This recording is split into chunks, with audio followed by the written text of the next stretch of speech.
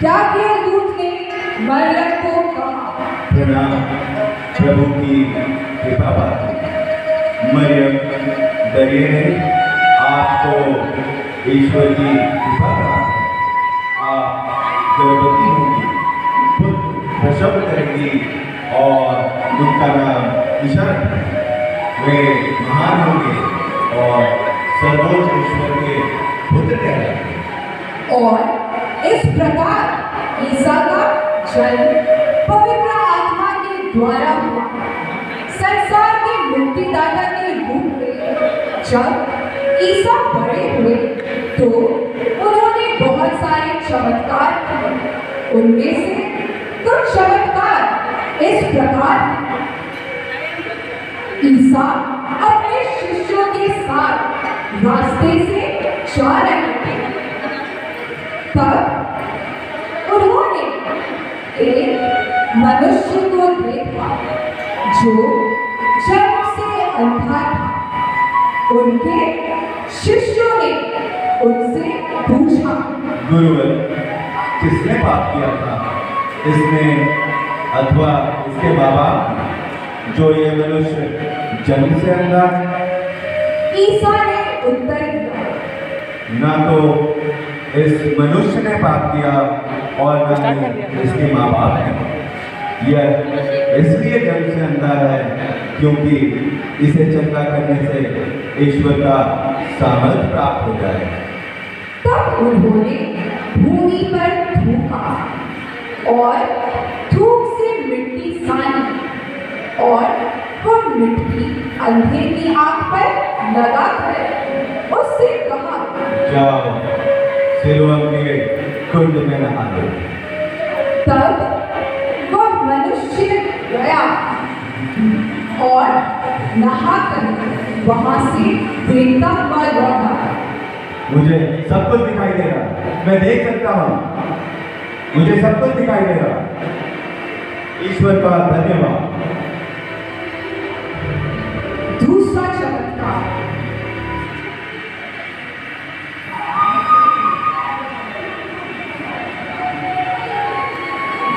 ईसा विश्राम के दिन समाधि में थे।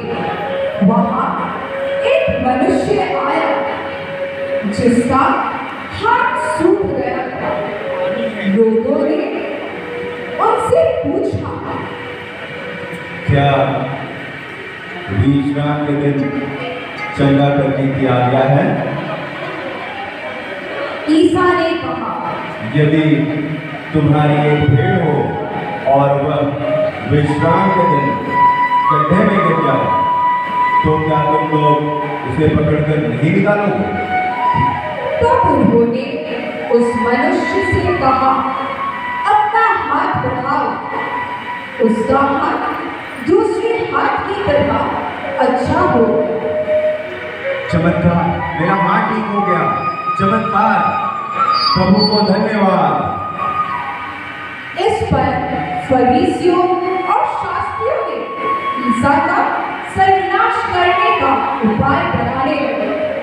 ईसा यह जानकर वहां से चले गए।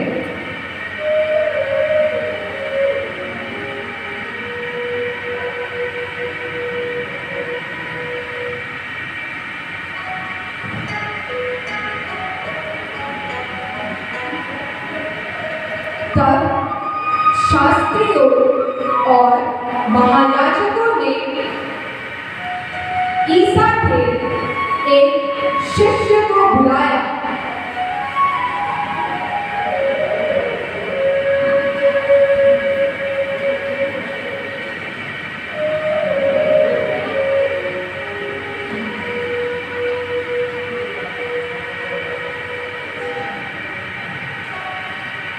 वे उन्हें 30 सिक्के दिए और ईसा को पकड़वाने का षड्यंत्र रचा। यूदस, जहाँ मैं तुम्हें ले जाऊंगा और जिसे मैं चुनूंगा वे चाहोगे तुम लोग उन्हें पकड़ लेना। ईसा अपने शिष्यों के साथ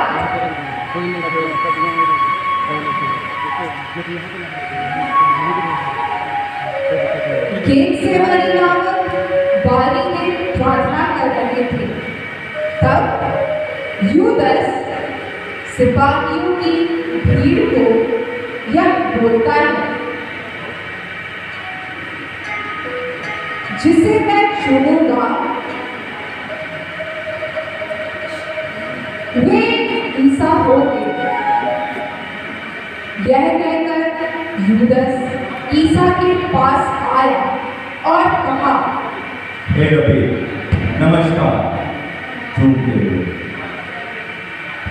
तब पीछे से एक भीड़ आई,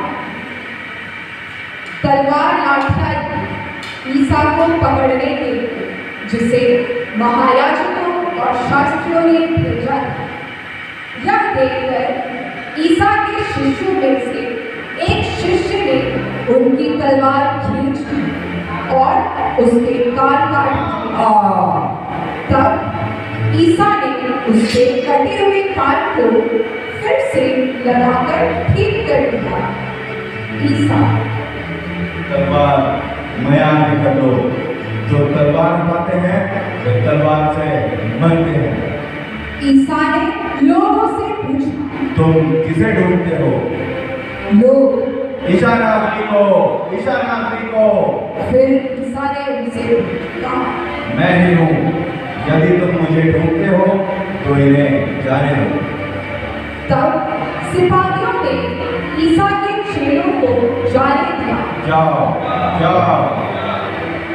और ईसा के हाथ बांधकर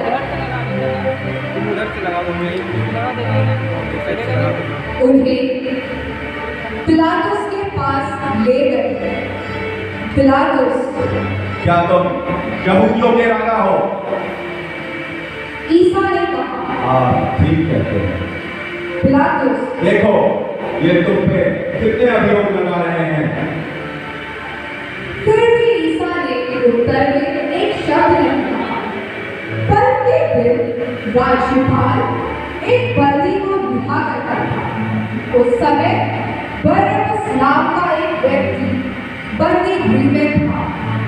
पिलातुस ने भीड़ से पूछा, क्या मैं तुम्हारे लिए यहूदियों के राजा ईसा को रिहा करूं?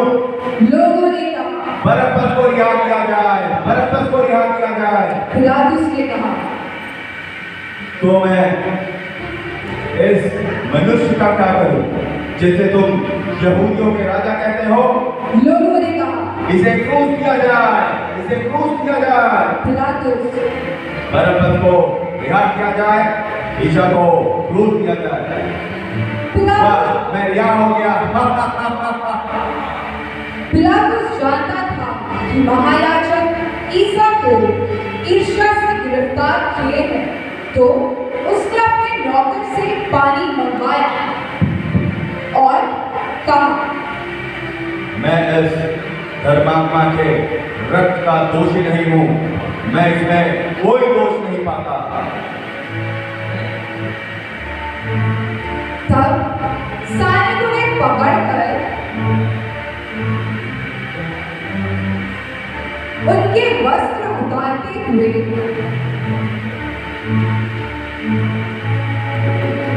उन्हें लाल चोगा पहनाते हैं।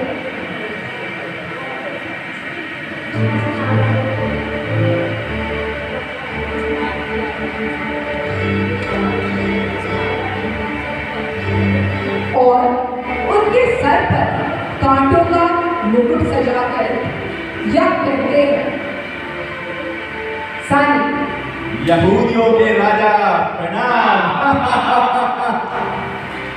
तो उनके सर पर सरकंडा मार के उन पर थूकते, उनके सामने घुटने टेकते हुए उन्हें प्रणाम करते, उन्हें क्रूस पर चढ़ाने के लिए शहर से बाहर ले जा रहे थे। रास्ते में एक स्त्री जिसका नाम वेरोनिका था, वो ईसा को देखकर दया से भर जाती है और रुमाल से यीशु का चेहरा पोंछती है और यीशु का चेहरा रुमाल में छप जाता है। तब सारे यीशु को लेकर गोलगोथा अथवा खोपड़ी की जगह पहुंचते हैं।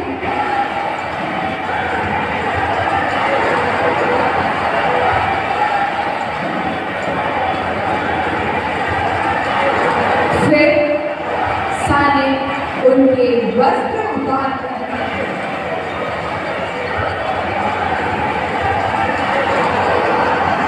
उन्हें क्रूस पर लिटाते हैं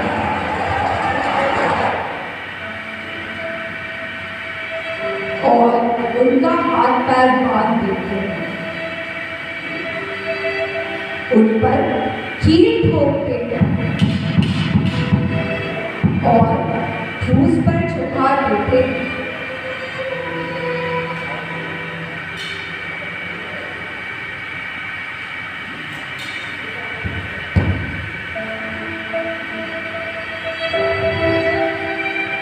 और दोष पत्र इस प्रकार लिखते हैं, यहूदियों के राजा ईसा के साथ ही उन्होंने और दो डाकू, एक को दाएं तरफ और दूसरे को बाएं तरफ लटकाया जाता है। फिर ईसा कहते हैं, मैं प्यासा हूं। वहां खट्टी अंगूरी से भरा बर्तन था। उन्होंने अंगूरी से भिगाए हुए कपड़ों को उसके मुंह पर रखा। ईसा ने अंगूरी पी और कहा, सब कुछ पूरा हो। फिर ईसा ने ऊंचे स्वर में कहा, हे प्रभु, इन्हें क्षमा कर दें, क्योंकि ये नहीं जानते कि ये क्या कर रहे हैं। यह बोलकर उन्होंने अपने प्राण त्याग दिए।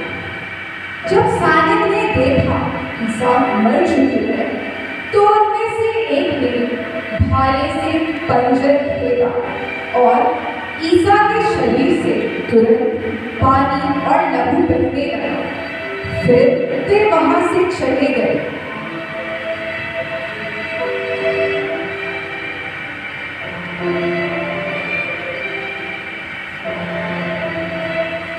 ईसा के शिष्यों में से एक शिष्य जिसका नाम यूसुफ था, उसने ईसा का शव क्रूस से उतारा और उनकी माता की गोद में रखा।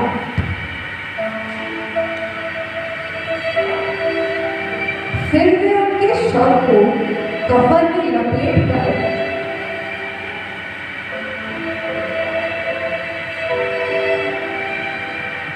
चट्टान में खोदी हुई कब्र पर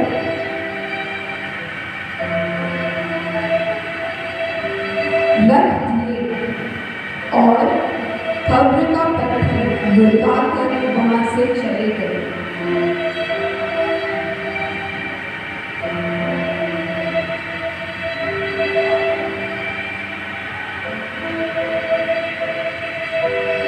महायाजक पिलातुस के पास गए और कहा,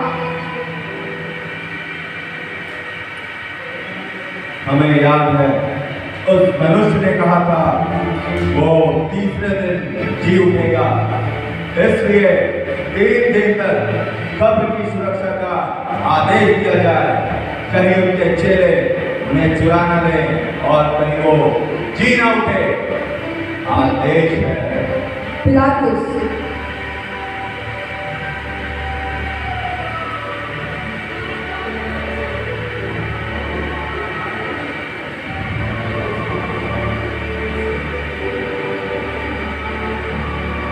विश्राम दिवस के बाद मरियम मगदलेना सुगंधित द्रव्य खरीदती ताकि जाकर ईसा के शरीर पर लगा सके। पर जब वे वहां पहुंचती हैं तो देखती हैं कि कब्र का पत्थर लुढ़का हुआ है। वे कब्र के अंदर जाती हैं और देखती हैं एक नवयुवक सफेद वस्त्र पहने उनसे कहता है, करिए आप लोग ईशा नाथी को ढूंढ रहे हैं, वे यहाँ नहीं है, वे जी उठे हैं। स्त्रियां शीघ्र ही कब्र से दौड़कर उनके शिष्यों के पास जाकर या आनंद का सुसमाचार सुनाती या इसलिए हुआ कि पवित्र शास्त्रों में पहले से लिखा था, ईसा मरे हुओं में से जी उठे। ईशा जी उठे हैं, ईशा जी उठे हैं। Thank you so much. I request किसी का चेहरा छिपना नहीं चाहिए, अच्छा से लीजिए, बंद करो।